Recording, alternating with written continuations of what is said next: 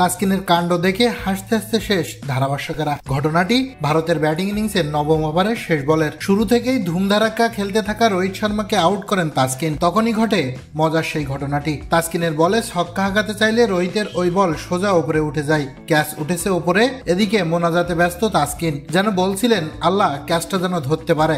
এরপর রিশাদ যখন ক্যাচটা ধরে ফেলেন তখন তাসকিনের উল্লাস ছিল দেখার মতো, যা দেখে হাসি থামাতে পারেনি ধারাভাষ্যকেরাও। উল্লেখ্য যে এদিন আগে ব্যাট করতে নামা বাংলাদেশ শুরু থেকে বিপদে পড়লেও তাহিদ হৃদয়ের দুর্দান্ত সেঞ্চুরিতে কোনো রকমে 228 রানের পুঁজি পায় তারা। সেই জবাবে ব্যাট করতে নেমে উড়ান্ত শুরু ভারতের, মাঝে 3 উইকেট তুলে নিয়ে কিছুটা চেপে ধরেছে বাংলাদেশ।